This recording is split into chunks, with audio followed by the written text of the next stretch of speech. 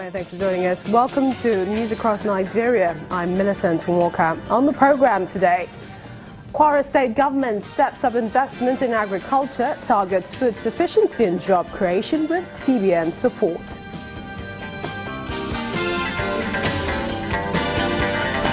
Cross River State gets federal government backing to improve power supply to residents.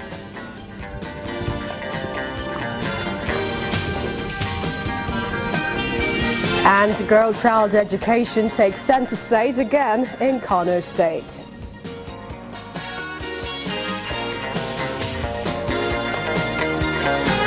We'll begin with government and its commitment to ensuring that the released Chibok girls are fully reintegrated back into society, while the search for those still in Boko Haram captivity continues. In an interview with Channels Television, Special Advisor to the President on Media and Publicity, Mr. Femi Adesina, reiterated that they'll go through a rehabilitation process before they are reunited with their families. He gave reasons why the girls are not allowed to speak to the media. The rehabilitation and reintegration is a process, and at every point in time, what is next will be done. They came back. Physical rehabilitation, spiritual rehabilitation, psychological reconditioning, meeting with family, going on holiday with family. It's a program, and I'm sure that program will get to a point when they are fully back with family and kin. I still don't understand the rationale behind not allowing journalists who were present there, for instance us, to interview those girls who were released, even much after. The girls are just coming out of captivity, and they need to settle into a new environment, savor their freedom, and not all of them can handle the media for now. So it's better you let them settle in, and when they need to speak, it's going to be easier for them to do so. Don't forget that at the 3rd anniversary of their kidnapping, April 14, there was even a documentary in which some of the girls spoke, some of the 21. It's better that way rather than when they are just arriving. Where are those 21 now that were released? Yes, I said earlier that they are still in Abuja in the facility where their rehabilitation is being done. Mr. Adesina was speaking on our breakfast program, Sunrise Daily. Meanwhile, strategic team member of the Bring Back Our Girls group, Buki Shonibare, says it's expected that government put in place a system to ensure their rehabilitation. She advised the authorities going forward that Nigerians need to be adequately informed on what has been done in the entire process and its effect to them. Nigerians need to know what's going on. The whole security concerns, the security details and all of that. Yes, we understand the need not to jeopardize sensitive security information. But you want to do that to the extent that it doesn't indeed cause an havoc to any ongoing process. That does not preclude the fact that there is need for information. So the question then is, what kind of information do people want to know? People want to know, one, find the girls that have returned. People want to know where are they. We're not saying tell us the address. People also want to know what is going on, what's the process. If they're taking 3 months, giving an example, going through some security briefing, after that do they go through some healthcare and some psychosocial support? If they're doing that, what goes into that? What outcome, what results do we expect from that? And then after that, what next? Are we talking about schooling for them? Are we talking about a remedial? We need to now begin to talk about not just the verification, authentication, and reunification, which when we look at what is currently happening in terms of the process, even the authentication has not been done. They're still going to take them to Chibok, take pictures of them to Chibok for their identities to be verified by their parents. I think that should have actually, that turnaround time should have actually been closed. We shouldn't be talking about that like almost 3 days since that they returned. And then they now have the reunification. But then we also now we need to begin to talk about their reintegration, their resocialization, their rehabilitation. Those three are now really important, because it's one thing for them to come back. It's another thing for us to ensure that there is already a system in place that they plug into immediately, and we don't have to wait for so long. Well, away from the good news of the return of the girls, the Kwara State government is strengthening its relations with farmers in the state in order to boost food production and ensure food security. And the Central Bank of Nigeria is providing a 2 billion naira agriculture loan to cement the relationship. At a meeting with farmers in Ilorin, the government assures that more areas of help would be worked out to make farming attractive.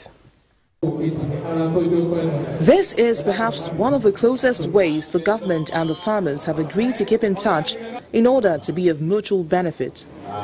This meeting is convened at the instance of the Kwara State government for both groups to take stock on assistance so far rendered.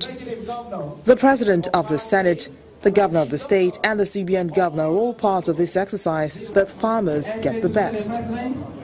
The potentials are huge, but the most important one here is how to put together a program which already is ongoing under our off-taker demand-driven agri scheme, which is going to invest in production of maize and soya, primarily to support the poultry business, because the potential for poultry business is huge.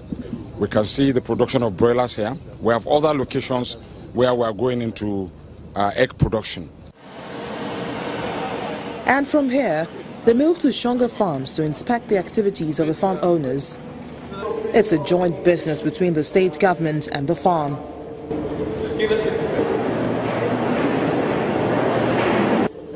The CBN governor takes interest. He says 2 billion naira commercial agricultural credits will be invested by the government to support the scheme.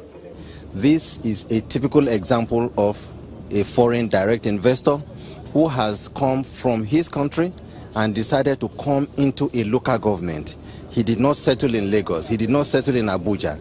He came right into the village to come and create employment for our people. And the Committee of Governors had decided to supplement the investment of these foreign direct investors with a loan of about 2 billion naira for the commercial agricultural credit scheme. And it's going to be at a maximum pricing of 9%. This farm was established by Dr. Bukola Saraki when he served as a governor 10 years ago. When I came here, when it was started, I think it was doing like 4,000 beds a day, and today they're doing over 20-something thousand. More people are being employed, more jobs here, and we've seen agriculture from the vision we had that it is possible to provide living for our people. We've seen the farm, we've seen the hatchery, we've seen this. With agri projects such as this scattered around the country, there is no doubt that the federal government's target of self-sustenance by 2018 will become achievable. But of course, there is need for much attention to such projects. Improving power supply and developing the agricultural sector are some of the issues that form part of discussions at the Southeast Governors Forum in Enugu.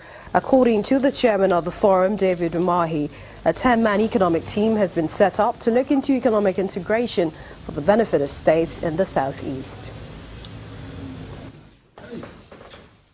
Speakers of the State House of Assemblies have called on the National Assembly to expedite action. This is on the passage of the whistleblowing bill pending before the Senate. The Conference of Speakers of Legislatures of Nigeria made the call in a communique issued at the end of a retreat in Uyo, Akwa Ibom State. Chairman of the conference and Speaker of Kebbi State House of Assembly commended the government of President Muhammadu Buhari for the feat achieved in the fight against corruption. On the great feats recorded so far in the fight against corruption, we strongly call for synergy among the agencies charged with the responsibility of fighting the menace of corruption, to do so within the ambit of the law. The conference is not unaware of the central role of legislature in the fight against corruption in a democracy. It is therefore called for speedy passage of the bill for whistleblowers in the National Assembly. While the conference commends Independent National Electoral Commission, INEC, on the commencement of continuous voters registration, the conference requests that the exercise should not be limited to local government headquarters alone. It should also be extended to the various voting center or units. When news across Nigeria returns, the Kano government is taking a bold step to reducing the level of illiteracy. To join us again.